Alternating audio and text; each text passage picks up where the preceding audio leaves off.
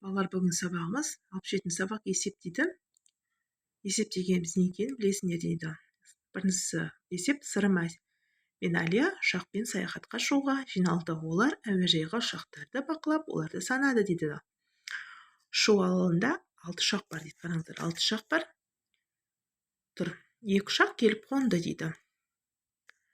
Мына жерде 6, 2 ұшақ қонса, сол кезде 6-ға 2-ні қосса қанша болды? 8 ұшақ болады екен, иә? Есептің сұрағы неше ұшақ болды?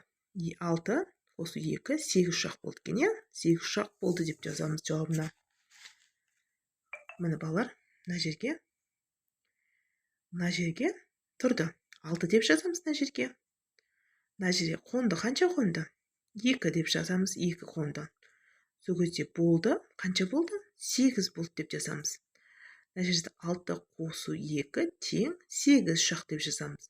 Жауабы 8 ұшақ болады мына жерде. Тура келесі сабақ сондай. Есептің берілуін қысқаша жазуға немесе сұлбасын салуға болады дейді. Міне қысқаша жазуға дейді балалар. Сұлбасы. Міне былай.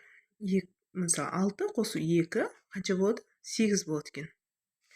Немесе мына жерге 8 деп жазамыз да, мына жерге 6 қосу 2 дейміз. Сол кезде мына жерге 8 болып тұрады. Есепті оқы, есептің қысқаша жазылуы мен сұлбасын түсіндір дейді. Ұшақта 60 адам болды. Ұшақта 30 адам шықты. Неше адам қалды дейді. Болды 70, шықты 30, қалды. Қанша қалды екен? 70-тен аламыз 30-ды қанша болады? 40 болады, иә? 30, мына жерде қанша? 40. 70 болды, иә? Міне 70 үйтіп жасамыз. Қысқаша жазылуы бойынша есептер құрастыр. Болды, оларды шығар дейді. Міне балалар, мына жерде болды. Қанша? Қысқаша жазылуы бойынша есептер құрастыр дейді. Болды. Міне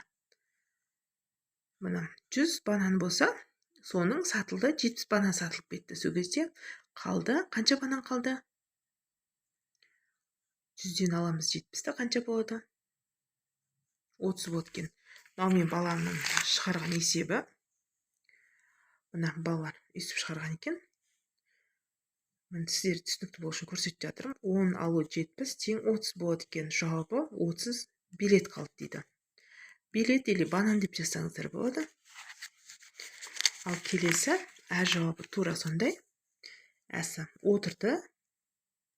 Міне. Отырды. Міне. Келді. Міне. Отырды 70 адам. Келді 20 адам. Болды қанша адам болады? 20 қосу. Міне 70 қосу 20. 90. Міне. Бұда да тура есеп шығарған. Отырды. 70 адам отырған. Оған келген 20 адам. Сөз қанша адам болды дейді. Шешу 70 қосу 20. 90 болды. Жауабы 90 адам болды дейді. Мына жерде неше сағат өтті дейді. Міне сағат 3 болып тұр. Мына 3-тен қанша сағат өткен? Міне 5 болса, 5-тен аламыз 3-ті, сол кезде 2 қалады. 2 сағат өтіпті міне. Мына жерде 5 болса, мына жерде 8 болса, 8-ден аламыз 5-ті. Қанша болады? 3, сол кезде 3 сағат өткен екен, иә? Балалар, осымен сабағымыз аяқталды. Келесі сабақ кездескенше.